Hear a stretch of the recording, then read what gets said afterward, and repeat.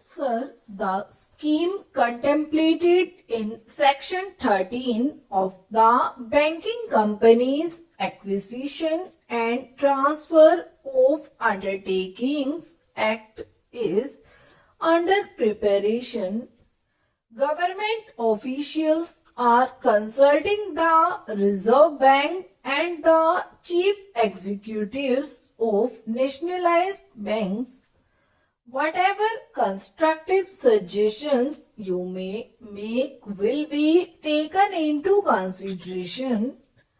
Government is also examining how to give a fair share of the work relating to government treasuries and allied matters and of the accounts of public sector enterprises to the 14 nationalized banks. In the weeks immediately following July 19, it was rumored in some circles that the nationalization of the 14 banks would lead to the denial of loans to large productive enterprises. Nothing could be farther from the truth, and I am sure that you know this. The production of goods and services useful to the community must expand fast. Otherwise, grave distortions arise in the economy leading to unemployment. You should have no hesitation in assisting all genuine productive enterprise of medium and large size. However, please do remember that in India, bank finance has not always been measured by lenders against actual production needs, and there has not been any effective check on the end use of bank money. Naturally, you should be more alert in this sphere so that very big enterprises or houses do not have to be given larger assistance than is actually warranted in terms of the needs of production and distribution. The Reserve Bank should be able to advise you in detail in this matter. Similarly, in lending against shares and commodities, you would be well advised to be vigilant so that allegations of cornering of shares or of goods in short supply for unsocial purposes with bank money do not arise. The devices to ensure this are matters of detail which for the present with the advice of the Reserve Bank you should be able to work out. There are a few other points to which I should like to draw your attention. Most of the term financing institutions working in the fields of industry and agriculture are in the public sector.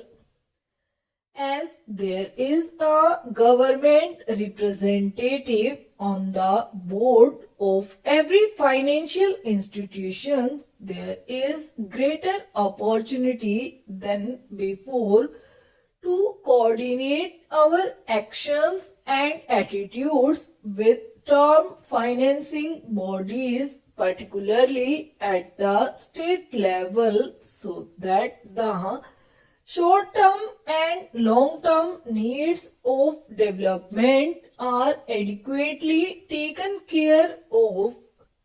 As I have mentioned earlier, it would be useful to be actively in touch with the state and union territory governments so that they do not remain in ignorance of what you can do and what you cannot, and they may so trim and adopt their expectations as to get the best out of the monetary system for the good of the public without nationalized banks having to depart from sound canons of wise financing.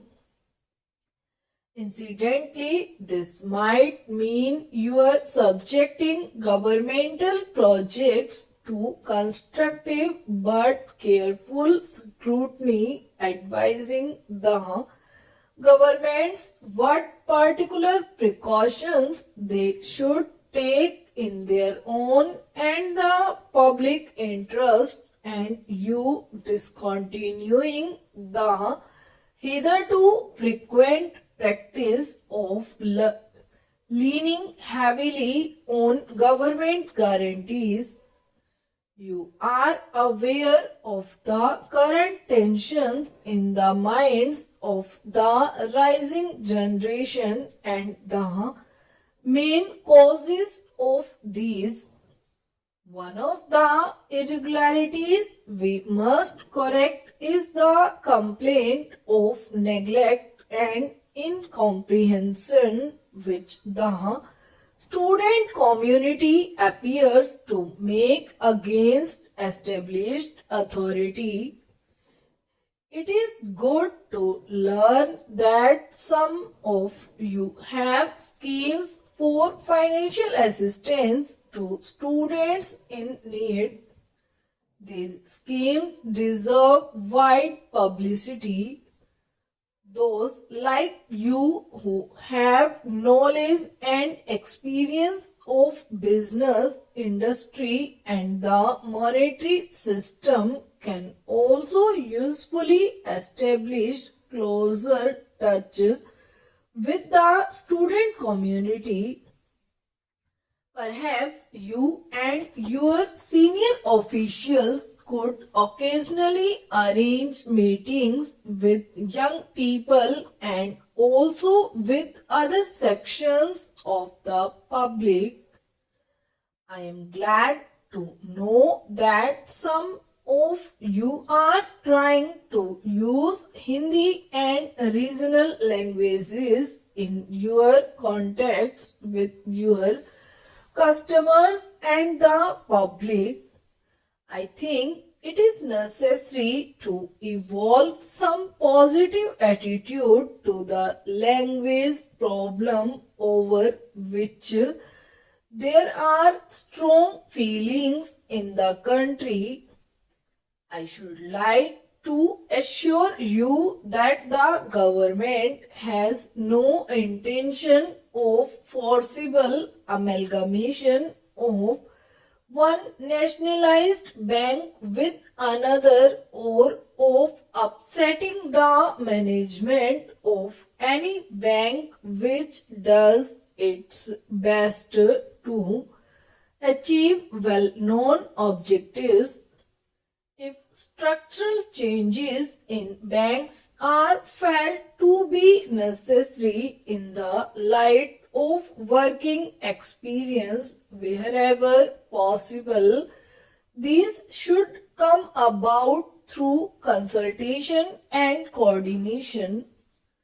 The fear was expressed to me by some smaller banks whether their voice would be heard equally along with bigger banks.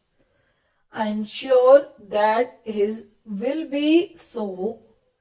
The misunderstanding which arose in some uninformed circles after nationalization is settling down. I am sure that soon it will disappear altogether. The nationalized banks, the Reserve Bank, and the central government will, however, be judged by the country mainly by quality and depth of the endeavor they make towards ensuring social and economic justice and for upliftment of the weaker sections of society. Stop.